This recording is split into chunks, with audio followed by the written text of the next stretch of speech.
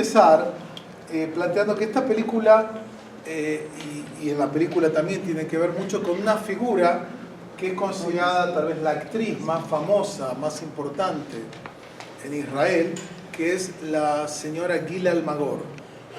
Gila Almagor es considerada como una de las grandes artistas clásicas de Israel, particularmente en el teatro, pero también ha desarrollado una carrera muy importante con más de 45 películas en el cine israelí. Gila Almagor en realidad tenía otro nombre, su nombre completo era Alexandrovich. Ella nace en 1939, hija de una madre que alcanzó a escaparse de Alemania algunos pocos años antes, y un padre que también viene de Alemania, pero cuando la madre está embarazada ya de 4 meses, al padre lo matan. El padre estaba en la policía del mandato británico y un francotirador árabe lo mató, o sea, ella nunca conoció a su padre.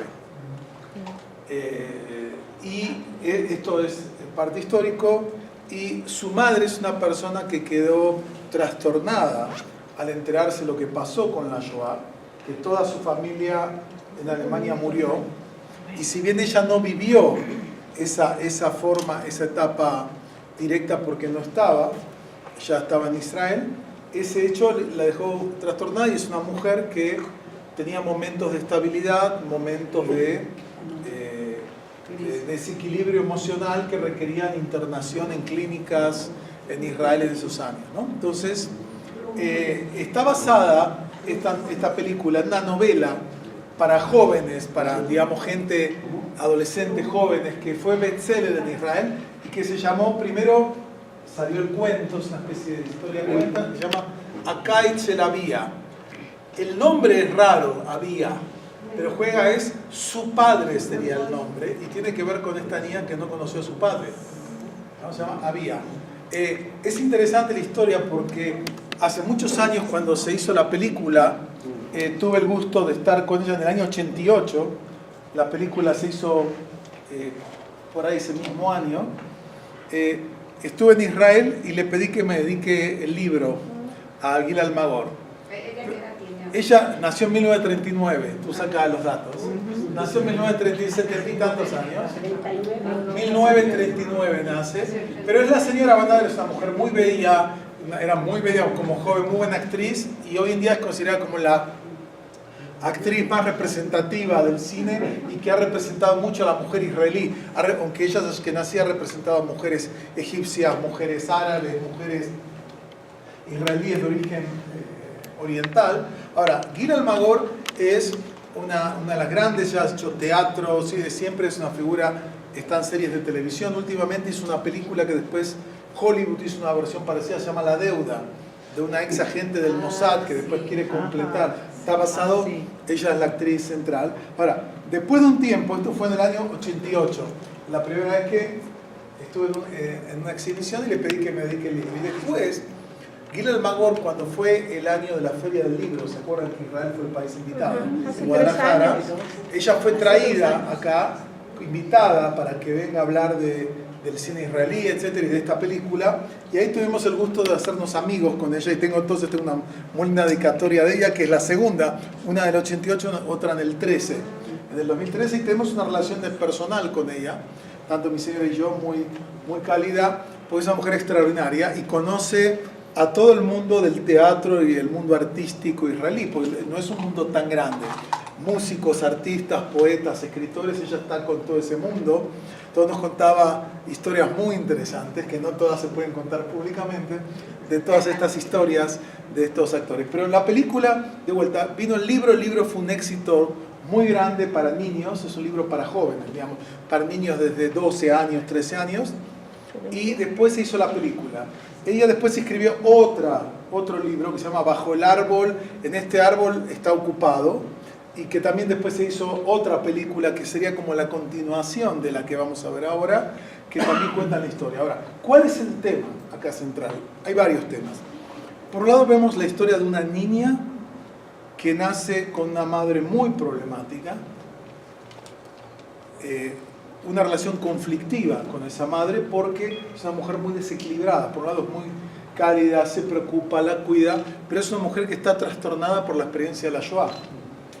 Por otro lado, nos muestra también la problemática del bullying, porque en Israel de esos años, la gente de la Shoah era mal vista, los sobrevivientes que vuelven de la Shoah en los años 50 eran mal vistos todavía en Israel, los veían como cobardes, como que no son como los israelíes que son valientes, y como sabían que la mujer acá, van a ver algunas situaciones también de bullying que se dan con ella en ese contexto. Y también nos muestra el Israel de esos años.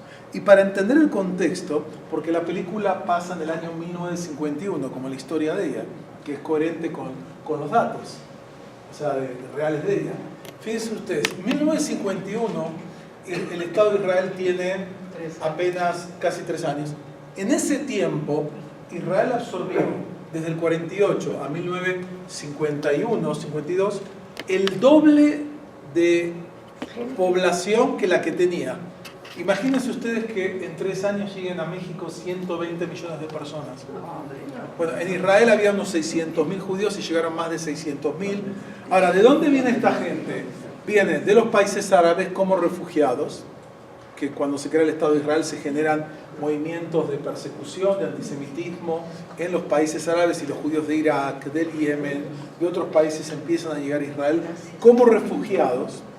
Y llegan también los sobrevivientes de la Shoah, la gente que había estado esperando, que no podía llegar porque los ingleses limitaban profundamente el número de inmigrantes. Entonces, en Israel era muy común, y eso lo describen muchos escritores. David Grossman tiene una novela muy buena que se llama Véase Amor, que es una novela donde él relata eso. O sea, él le cuenta que era muy común en Israel de esos años escuchar a la noche gritos de pesadillas de gente, o tener gente que veía uno que estaba media trastornada y nadie sabía bien por qué, pero había gente que estaba acá, algún familiar, y la expectativa de noticias de Europa, qué pasaba, si había gente que había sobrevivido o no. A veces tardaba años en que la gente sepa, no era como ahora con internet.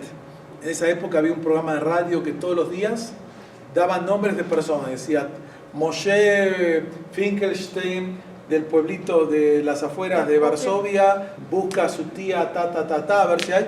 Durante años en Israel se daba eso porque la gente todavía no sabía bien qué iba a pasar. Entonces, esta película viene en un Israel que están en un estado, digamos, por un lado la euforia del Estado, pero por otro un Israel que está en una situación muy difícil, económicamente se está en una situación muy difícil, es la época de la cena, del racionamiento, es decir, no había alimentos, porque imagínense que cae población, y acá fue una decisión que los líderes, en este caso David Ben Gurión y todos tuvieron que decir, ¿qué hacemos? ¿Limitamos la inmigración para poder recibir a la gente más o menos bien?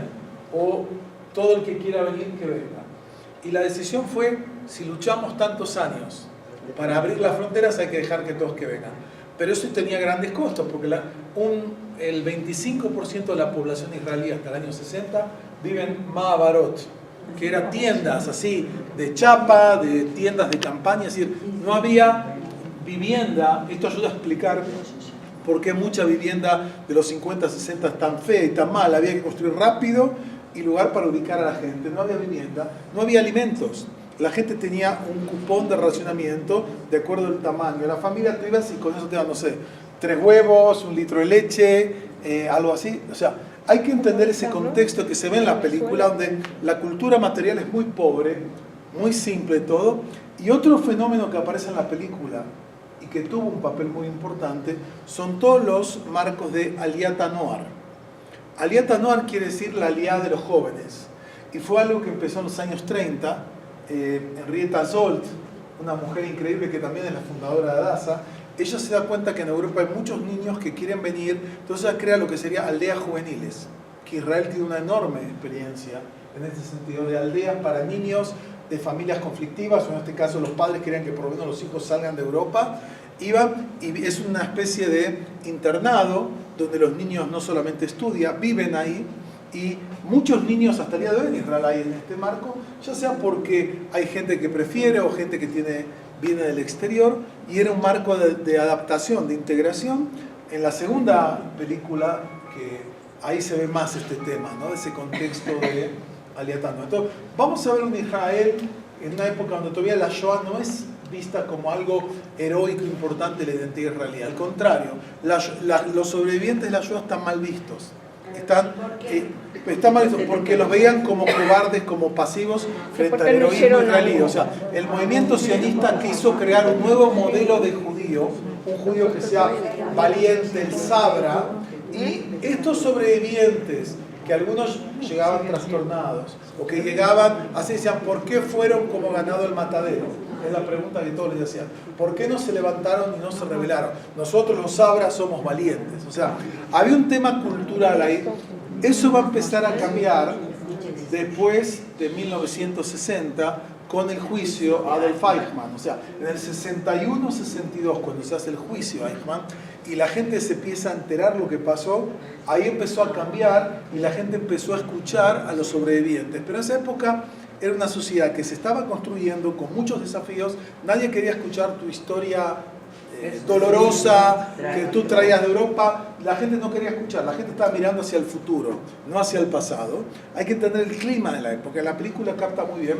Y nosotros estamos acá ubicados en una zona tipo Petah Tikva, donde van a ver que todo era muy simple, la cultura material, la comida muy básica, la vivienda muy básica, era así realmente. Y la historia se basa en la historia de esta niña, Gila Almagor, cuya madre se gana la vida lavando ropa, planchándola a la gente de esta Moshaba, que esto fue filmado en zonas de Petah Tikva y otros lugares. Es una pequeña aldea, ustedes van a ver las calles todavía de barro, salvo un pequeño centro, y ahí viven tranquilos en eso, buscando esto. Ahora, lo interesante de la película es que Gila Almagor, la actriz, acá va a desempeñar el papel de su propia madre. O sea, ella, la niña es una actriz, van a ver, súper, muy buena actriz, una niña muy joven, de 12 años, que es la edad que ella tiene en ese momento. Pero la paradoja es que la hija hace el papel de la madre. O sea, es muy fuerte, ¿no? Emocionalmente ella hace. Y Gila Almagor nos dijo que fue muy difícil crecer con una madre así, pero dice, yo no la cambio por ninguna otra madre. O sea, la experiencia que yo tuve con ella, donde ella tiene que ser la adulta muchas veces de la relación.